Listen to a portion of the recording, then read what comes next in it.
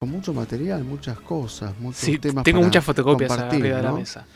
Sí, esperemos que esté todo justamente ordenadito. Más o menos, más o menos. Sí, Traigo varios temas, pero sí. justamente antes de entrar al bloque, estamos viendo acá en la tele el ministro de Economía, que Para, está ¿podés con unos poner un titulares. poquito de lo que está diciendo? A ver qué nos comenta. O entusiasmados es es mejor la mejor palabra para decir lo que se considera en estos 5 meses y sobre todo la proyección para hacia adelante. Hemos trabajado mucho en ese orden de las cuentas públicas. Podemos decir ya que sacamos la cabeza abajo del agua y que pasamos de la zozobra de no saber si pagábamos los sueldos en diciembre a poder ya licitar y entregar dinero a los municipios para hacer obra pública. Es un panorama bien distinto aquella que era programar con un día de anticipación a poder hacer obras que van a durar varios años. Bueno, sacamos la cabeza debajo del agua, me parece que es un lindo textual, a mí como periodista me gusta, un textual como para un titular en el día de mañana. Y haciendo juego de palabras, ¿no? Salimos de la zozobra de que faltaba plata. Zozobra porque faltaba, pero bueno.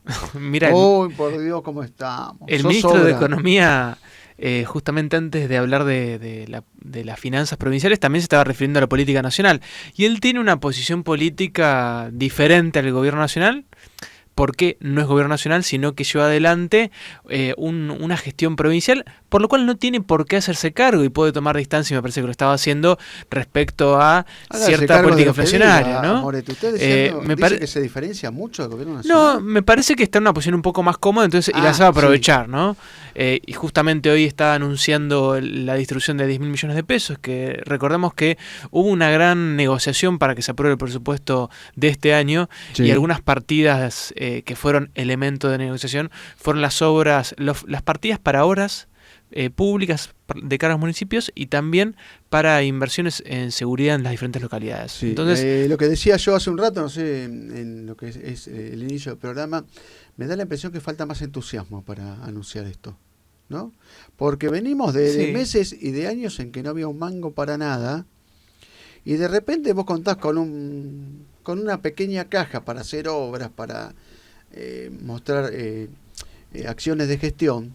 Y es como en un simple acto, una foto, y me parece que se puede hacer mucho más que una foto, aparte de un discurso que es muy interesante y demás. Pero yo me imagino una Moretti que le gusta el tema político, como lo elaboraría de otra manera, un despliegue territorial de aquello. Muy diferente, seguramente muy diferente del gobierno de Cambiemos. En estos casos, 17.000 millones o 10.000 millones para obras en distintos distritos, no es poca cosa, salvo que sea, no sé, reparar un macetero, pero me parece que es mucho más que eso, como para entrar a laburarlo territorialmente, en medios, en redes, machacar más. Bueno, vale decirlo, sabes que yo tengo muchísimas críticas hacia este gobierno, pero en términos provinciales las obras construidas han sido muy pocas en los últimos años y la inversión en bienes de capital, no se ha construido demasiado, y en este sentido Vidal con inteligencia ha tomado ese eje, la construcción, la obra pública, la infraestructura provincial, como uno de los caballitos de batalla de su gestión. Veremos, todavía falta mucho. Yo creo que me parece que se quiere diferenciar por lo siguiente, por cuestiones de estilo, pero por ahí se cae en la excesiva prudencia. Vamos a suponer, una gestión peronista, químicamente pura, ¿qué te hace con este plan? Te hace un acto por cada obra, pero en el inicio, cuando se pone el cartel, otro para la piedra fundamental si es un edificio, otro para el primer piso y así. Entonces te hizo 18 actos por una sola obra. Le falta peronismo entonces. No, ojo, que yo también critico eso. Los peronistas son unos grandes ídolos en hacer este tipo de puestas en escena, no digo nada, pero por ejemplo te dicen plano 1 millón de viviendas y te habilitan 10 y te dicen son las primeras 10 del plan de 1 millón de viviendas, vos te quedás con el 1.000.000. Yo no digo que haya que ir a ese extremo, pero me parece que hay unos cuantos puntos intermedios como para poder mostrar planes. Me parece que por ejemplo el plan de vacunación que hizo en el spot institucional, un plan delicado en su puesta en escena y demás, tuvo su potencia. Me parece que habrá que agregarle esa potencia al plan de vacunación o al estilo que se hizo con el plan de vacunación. Pero esto es puro marketing o pura comunicación. Y los usos pero de te gusta, economía. Me gusta. Bueno, doy un dato más que lo traía preparado para hoy y da para desarrollar en otro momento, en otro programa, que es la publicación de los datos de la ejecución presupuestaria del año 2015, ¿no? Sí. Vos sabés que siempre los datos se publican con cierto retraso. La Contaduría General de la provincia es quien va publicando la información en internet. Pueden entrar a la página. Bueno, se publicaron los datos para el año 2015 y yo traje el dato del déficit fiscal, ¿no? Del resultado financiero en términos más técnicos. Sí. Y el resultado, el déficit del año pasado fue de aproximadamente 21.000 millones de pesos. ¿Se acuerdan que había una discusión respecto si Scioli le dejaba una provincia quebrada a Vidal? El tema de la herencia siempre como un elemento la de CUNSA las dijo al transiciones. respecto, en alguna entrevista que le hicieron hace 3 o 4 días, creo que lo vi en Infobae, que Scioli le había dejado un 1% de líquido de caja para hacerse cargo de los sueldos, por ejemplo. Sí, eso lo dijo, pero la verdad que yo no tengo los datos para verificarlo, para mentirlo o confirmarlo. Sí te puedo decir que hay un déficit, no diría tan importante ni le haría tanta gravedad, pero sí el 2015 fue un quiebre en la tendencia de Scioli, que había partido con un déficit relativamente importante hacia el 2008-2009, y luego en el 2011 y 2012 tuvo un pico, pero el 2013 y 2014 había logrado de alguna manera equilibrar la provincia, a tal punto que en el 2014 había tenido un pequeño superávit, ¿no? Esto Sí. siempre es antes de pagar las amortizaciones de capital, de la Pero deuda, Scioli ¿no? se endeudó bastante, ¿no? Scioli se endeudó bastante, fue pagando deuda con más deuda, para decirlo de forma simple. Sin embargo, como las finanzas públicas crecían y el producto provincial también crecía, esa deuda fue siendo cada vez más chica. De la misma forma que hizo el gobierno nacional, ¿no? Que la deuda en términos nominales creció, pero cuando tomamos el ratio deuda sobre PBI disminuyó. Claro. Bueno, en términos provinciales pasó algo parecido y hay una tendencia desde el 2013-2014 al equilibrio. En el 2015 pegó un salto el déficit. Sin embargo, le quito cierta gravedad, o vale la pena siempre compararlo con otro parámetro, ¿no? Porque son 21.000 millones, pero sobre un presupuesto que alcanzó los... tengo el dato acá, 320.000 millones de pesos. Y 21.000 millones es un índice bastante importante, ¿no? En la provincia. ¿Cómo lo podemos tomar en términos comparativos? El presupuesto sé que es de 240.000 millones, o sea que estamos hablando de un 10% significativo, ¿no? Como déficit. Significativo, para el año pasado, a ver, acá tengo el dato, si no me equivoco, es entre un 6 y un 7% de lo ejecutado, porque recordad que siempre lo que se aprueba dista, Sí. por lo menos un porcentaje del 7, 8, 10% entre lo finalmente ejecutado, porque el presupuesto es una proyección y siempre se termina modificando. Por eso es interesante ver el dato final, el que publica la Contaduría General de la provincia, porque es lo que verdaderamente se gastó y que tiene cierta distancia con lo que se aprueba a principio de año o se aprueba el año anterior, digamos, ¿no? Con Usted el que presupuesto. sabe, Amoretti, una lección de civismo, ¿no? La contaduría en materia presupuestaria, ¿qué es lo que revisa? Que se ejecute lo que se anunció en el presupuesto. Que se ejecute lo que... Eso difícilmente pasa. Y aparte teniendo en pero cuenta, porque que haya... como hay posibilidades de que reconviertan partidas, ¿no? Que giren de una partida a otra hasta un 25%. Sí, pero lo que sucede es que todo gasto tiene que tener alguna documentación respaldatoria, ¿no? Tiene que tener un destino, tiene que tener un proceso administrativo y tiene que tener una firma de un funcionario. Claro. Bueno, la Contaduría General y el Tribunal de Cuentas de la provincia son los dos organismos. A veces queda que llevan medio ese tipo de difuso control. qué le corresponde a cada uno, ¿no? El tema. Yo sé que la legalidad o el respaldo por un lado, pero por otro, el Tribunal de Cuentas vigila de que el respaldo esté de acuerdo con las formas de gastar aprobadas. Claro, claro. Bueno, puede decir, los procesos administrativos... vendí aire en bolsitas de parte de la Dirección General de Escuela, porque no existe ningún nomenclador que te lo permita hacer. Claro, claro. ¿No? Cada oficina tiene que hacer un gasto vinculado a su función, digamos. Claro, claro. Y están los dos organismos que funcionan como una auditoría interna y externa, ¿no? La contaduría interna y el tribunal externo, ¿no? Así funciona. Igual hay vínculos, si no me equivoco, la contaduría tiene representación a su vez en el tribunal. Bueno, son organismos que tienen un funcionamiento un tanto complejo, muy muy importante para la provincia, no solo para el gasto provincial, sino también para los municipios, y que en general se desconoce, se discute muy poco y está muy subordinado a la política económica nacional.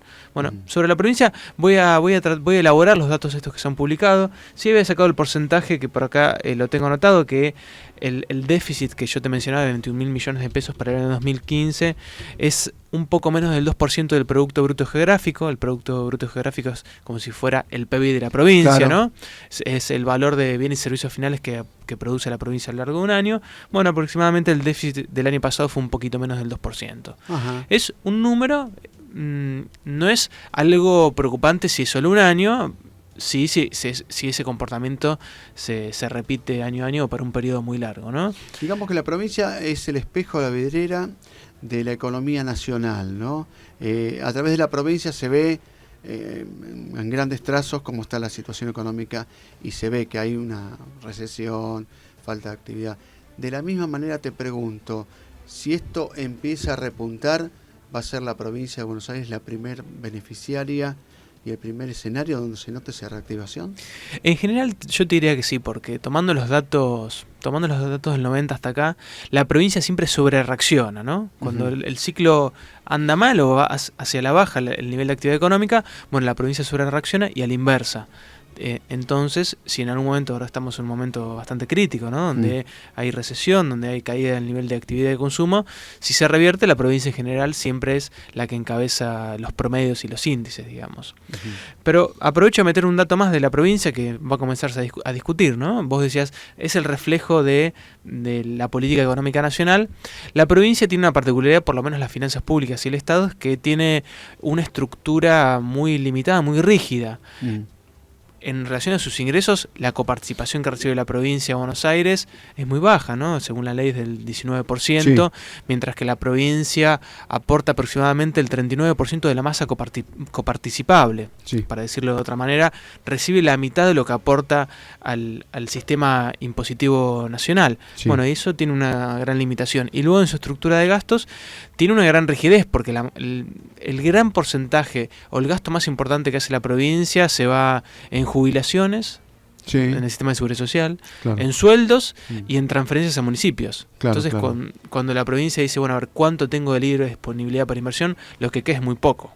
Claro. Eso es históricamente. Pero por eso te digo, en este marco, que haya un plan, vos decís que la inversión es poca, pero en este marco anunciar un plan con 10.000 millones de inversión en obra pública, aunque por ahí se nutra con algún préstamo y eso, me parece que no es poca cosa. Da indicios de un Estado promotor o protagonista en la inversión, me parece a mí, cuando no hay mucha inversión privada tampoco. Y para empezar, creo que apuestan a la obra pública como elemento de reactivación de la economía. Sí, lo que me parece más interesante, que es una discusión un tanto más compleja, es el fondo del conurbano bonaerense.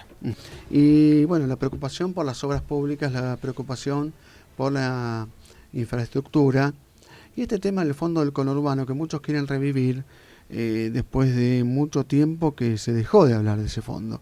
Yo me acuerdo que los últimos estertores de un gran fondo del conurbano fue sobre las últimas semanas de la gestión de Duhalde. Después como que se le bajó la persiana. Es más, el sucesor de Duhalde, Carlos Rocauf, declaraba porque por cuestiones de ajuste dejaba de funcionar o iba a tener una mínima expresión el fondo del conurbano, aquel que permitía que se invirtieran cerca de 2 millones por día. Creo que en dólares porque estaba la convertibilidad. Mira, te acordás bien. Vos, ¿no? No, porque me acuerdo que había una gestión, había un gobernador que gozaba de ese fondo en el sentido que día por medio estaba cortando cinta, ¿no? Le agarró hasta la artista en lo de cortar cinta con el tema de las obras. Y ahora surge esto. No tiene la dimensión que tenía lo del fondo que usaba o ejecutaba Duhalde. Pero 17.000 millones o 10.000 millones, algo aproximado, para empezar, no está mal.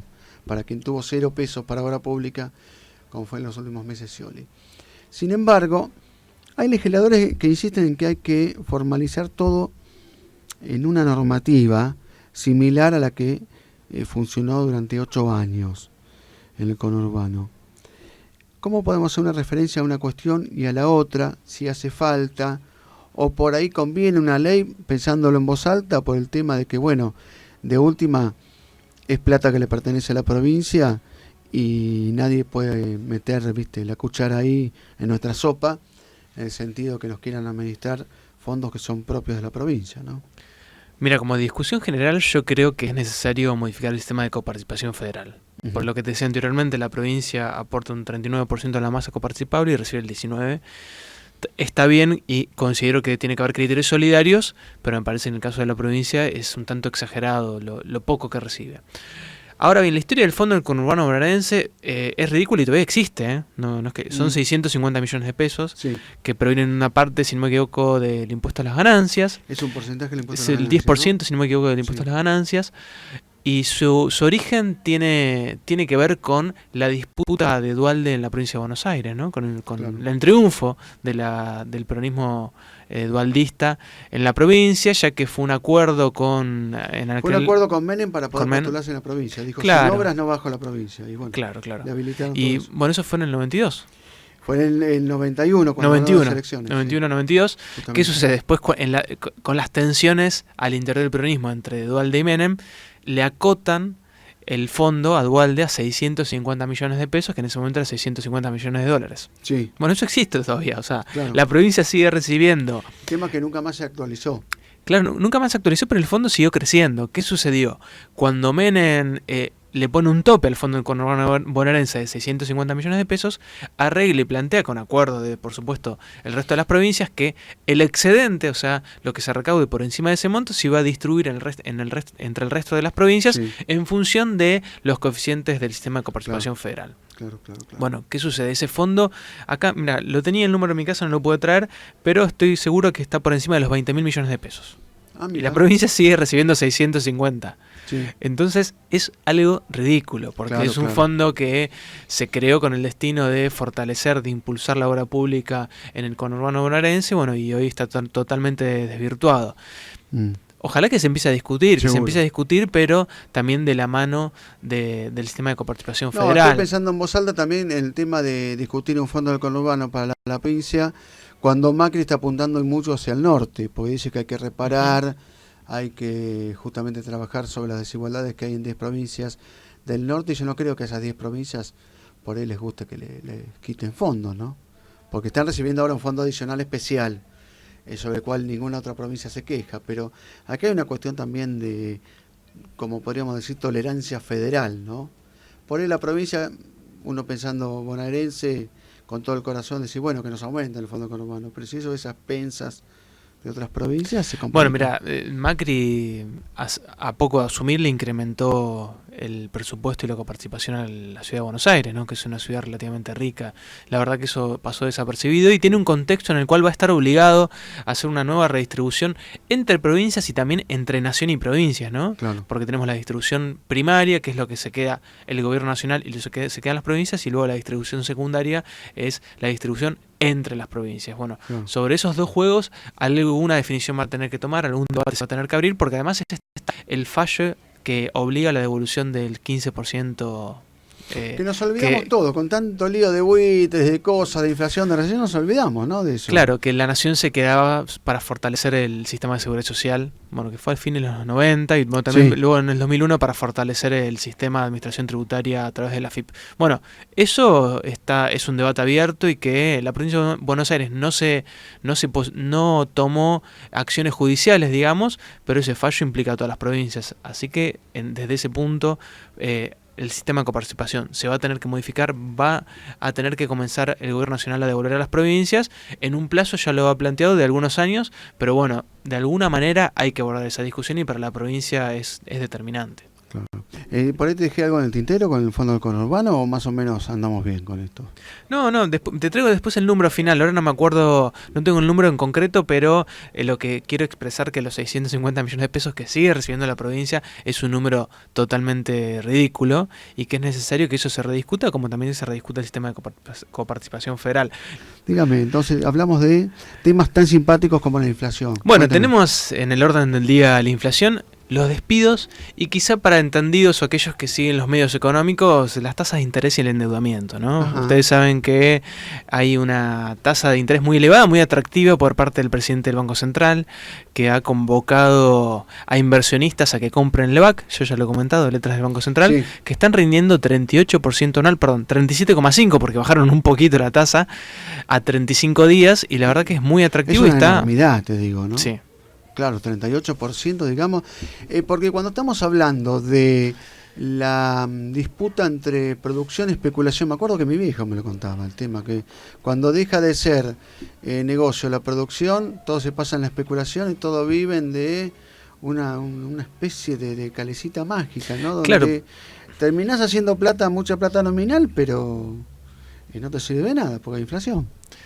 Bueno, cuando hay una tasa de interés muy alta, lo que hace es que se enfría la economía. Hay proyectos productivos que se abortan y sus capitales iniciales se invierten en el sector financiero. Supongamos, Martín, que vos tuvieses 1 millón de pesos y tenés la posibilidad de llevar adelante un proyecto productivo, una fábrica de remeras, o de invertir comprando Levac. Bueno, con una Levac con una tasa del 37,5 a 35 días, te vas a dormir una siesta y la verdad que seguramente tendrías, feo, para llevar adelante un proyecto productivo, tendría que ser muy atractivo y muy rentable. Bueno, eso es lo que sucede, la discusión que hay al interior del gobierno, y hay sectores que nosotros los llamamos las palomas que lo están cuestionando, diciendo, con esa tasa de interés vamos a bajar la inflación, pero porque vamos a enfriar la economía y va a bajar el nivel de consumo, de producción, de inversión.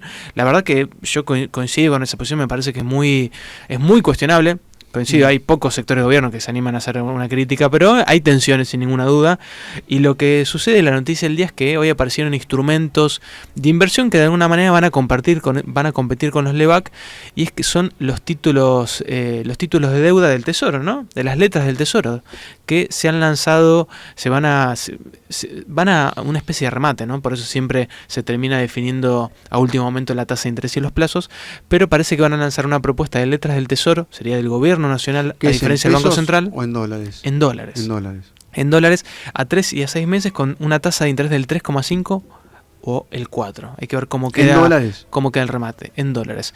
Y lo que están proponiendo de novedoso es que vos entregues los pesos, te tomen esos pesos al tipo de cambio mayorista, ¿no? Que siempre es más favorable, y después, cuando se venza, o te dan los pesos al tipo de cambio en ese momento o te dan los dólares. Bueno, se genera un instrumento de inversión muy atractivo. Bueno, estaban comentando la otra vez en algunos programas de economía también el tema de algunas pequeñas bicicletitas, triciclos podemos decir, que terminamos haciendo un pequeño porcentaje en dólares, contante y sonante, ¿no?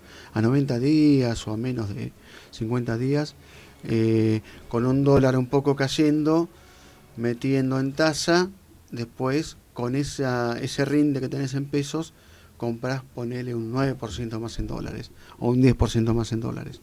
Que de acuerdo con los valores te puede rendir. Y bueno, con los Levac tranquilamente puedes hacer eso. Sí. El otro día Piñanelli anunció otra mejor todavía, pero ya es más arriesgada por el plazo, que dice que según él podés llegar a estar, yo no sé si lo dijo bien o mal, pero un 15% anual en dólares, algo así. Es una guarangada. Es una guarangada. Recordemos que los títulos de deuda que emitió el gobierno para pagar a los fondos buitres se alcanzan el 8%. Claro. Que era una tasa más que interesante. Lo que sucede es que estas letras del Tesoro son a corto plazo, ¿no? Son de 3 a 6 meses. También se va a lanzar un bono de cara al 2017, Bonac 17, porque el lunes vencen también bonos de deuda del gobierno nacional, y los nuevos bonos que se van a lanzar para refinanciar la deuda que hay que pagar el lunes se van a atar a la tasa de interés que define el Banco Central a través de las Levac. Entonces, de alguna manera, estos instrumentos generan oportunidades de inversión gigantescas, pero también empiezan a generar tensiones, porque lo que quiere hacer principalmente Pratgay pareciera es tensionar y tratar de empezar a bajar un poco la tasa de interés. Sturzenegger tiene la posición más ortodoxa y él dice que hasta que no vea que baje la inflación no va a bajar de forma sustancial la tasa de interés del Banco Central. Si baja la inflación, ya ese enorme capital que se hace en aras de un rondín especulativo, ¿se puede volcar hacia la producción? Es decir, porque uno dice, yo hago todo esto para que baje la inflación, pero también quiero que baje la inflación para que haya más producción, justamente, y volver al círculo virtuoso. Bueno, eso es lo que plantean ellos. Yo veo un contexto difícil, porque lo que sucede es que en este momento... Es un prolijito que quiere hacer todo como es paso a paso, como si fuera un teorema, ¿no? Por ahí falta un poquito más de riesgo. Le falta política, sensibilidad y un poco de dimensión. Lo dice Leandro Amores. Y no, yo también lo digo. No, estamos en un contexto difícil. La movilización del 29 del viernes pasado, del 29 de abril, fue interesante. Fue monstruosa, ¿no? Y hay mucha tensión en la calle. Mira, un dato vinculado a esto para demostrar el humor social, o por lo menos un indicador para mí. El domingo aumentó la nafta, ¿no? Sí. Un 10% que ya vamos a tener una segunda ronda de ese aumento, porque eso va a repercutir en los costos de todos los productos que consumimos. Pero había largas filas para cargar nafta. No sé si vos, Martín, cargaste. Sí, lo vi. Yo cargué antes. No, yo tenía el tanque ya lleno. Y vi, pero tanta cola, después me di cuenta que era porque subía. Claro, pero igual hay salvás una llenada de tanque. Claro, bueno, ese es mi punto. Es no sé, la locura ¿cuánto? esa que te agarra, ¿viste? Entonces más vale vender el auto, no sé, no el tanque. Claro. Vos veías autos muy caros que capaz Sí. que estaban haciendo horas de fila por Se van a ahorrar. ahorrar, ponle que se ahorren 1.000 mangos como mucho. No. En un auto de alta gama que te sale 380.000. No, pero me Martín, parece no te porcentaje ahorras. bajo. No sé ¿Eh? cuánto un auto de alta gama puede cargar 1.000 pesos de No, nafta. porque le dicen que equivale en un auto promedio equivale a 1.000 mangos, la diferencia de costos con la nafta a viejo precio y a nuevo. Poner un auto de alta gama que sea, no sé, sí, 1.000, 1.500, no más. Pero yo te digo, la diferencia de ese 10% es muy poca plata. Sí, Muy poca plata. Es significativo el aumento, pero Sí. que quiero decir que mucha gente está pensando, tratando de buscar ahorrar lo máximo que puede y con cierto pesimismo, porque si no, no estás un domingo bueno, haciendo mejor 4 horas de esta fila en el receta y auto. no la que conozco de algunos taxistas que llenaban tanques y tanques en la casa con nafta, una locura. No, es ¿verdad? una una bomba un peligro, de tiempo eso, un peligro. una verdadera locura. Así que Bueno, lo que te quiero decir es que las filas para cargar nafta, las horas de fila, en mi opinión indican cierto humor social negativo, cierto pesimismo, pensando que la inflación no va a bajar, sí. o por lo menos va a tardar mucho en bajar. Y estamos en un momento complicado porque desde enero hasta acá tenemos un 20% de inflación acumulada y desde octubre hasta abril un 27%. Son números bastante Esto elevados. es bastante contemplativo, con 20%, otros dicen 25%. ¿No? Bueno, sí, yo Vos te estoy dijiste diciendo... de enero a abril. De enero a abril, 20%. Otros están diciendo, creo que Piñanelli estaba diciendo 25. Mirá, ya. mirá. Mirá vos, Piñanelli. Bueno, Bueno, seguramente queda- es muy alto el nivel de inflación acumulado y estamos en un momento donde la mayoría de los trabajadores tienen salarios viejos. Sí. O los que tienen alguna cuota de su paritaria ni siquiera alcanzan este 20%. Entonces hay una pérdida del poder adquisitivo generalizada. Eso es indiscutible, lo tiene que admitir Macri, la CUNSA, Pratgay y todos.